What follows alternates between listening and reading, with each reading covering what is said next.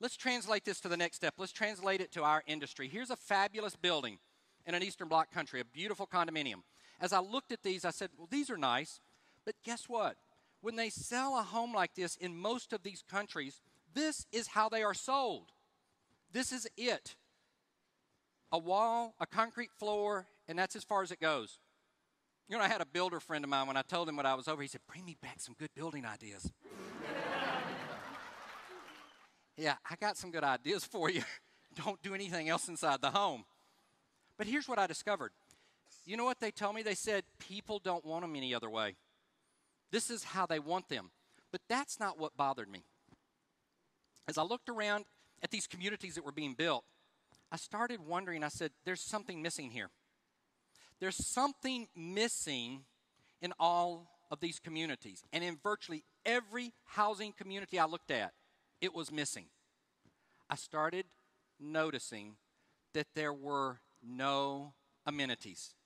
There was no Sizzle being built into these communities. There was no fun. And I looked at one of the people that I was working with, and I said, where are the pools? Where are the tennis courts? Where are the fitness centers? People don't buy them. People don't want them. People won't use them. I said, where's the Sizzle? In this country, can we imagine communities that don't have some of this anymore? Can you imagine? I'm sure there are some, but very few. We've become the masters of marketing.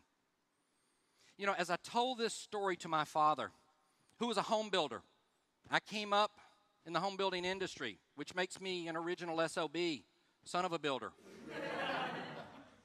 And so I told my dad this, and my dad said, there's nothing unusual about that, John. He said, when we used to build homes back in the 50s, we did it the same way. We put nothing in them. It's amazing what you can learn from your parents just from talking to them. And I said, what? He said, we put nothing in them. My dad says to me, he says, I can remember we didn't even put a hot water heater in a home. And he says, I can remember when the guys down the street started advertising, a hot water heater will come with every home. He said, within 3 months, we had to do it. He said, then a few years later, we started adding air conditioning from occasionally to almost every home had it.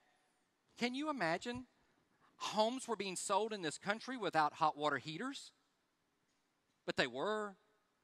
It's fascinating, but they were. You know, when you don't have the opportunity to sell the Sizzle, you end up getting roadblocked from your customers when you don't understand their Sizzle. You get a roadblock from these customers, and you end up with something that's known as the mayonnaise objection. How many of you have run into the mayonnaise objection before? I see some stared looks there. The mayonnaise objection. They walk in your door, and here's how it goes. They come in, and before you have a chance to find out what their Sizzle is or get some information, they look at you and go, how much is this house? And you're like, well, and they go, how much is it?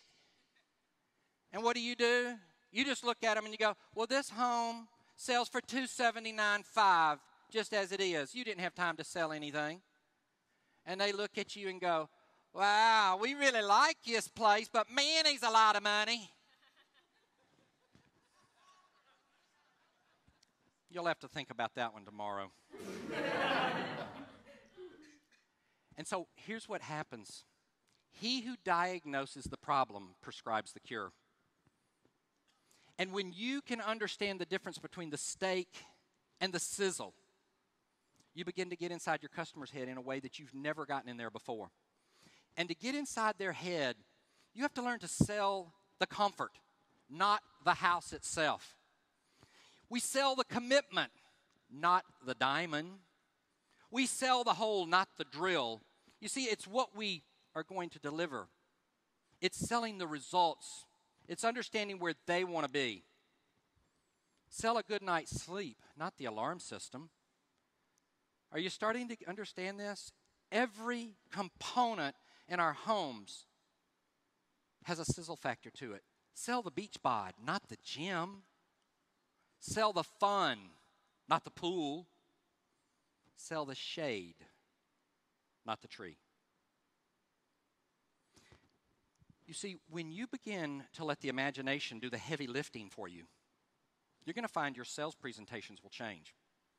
You're going to find that the customers will have more buy-in. Your customers will take you to a new level. You won't take them to a new level. Anytime imagination comes in conflict with reality, imagination is always going to win. So I encourage you, use the imagination. Learn to sell the sizzle that makes a difference to them, not to you.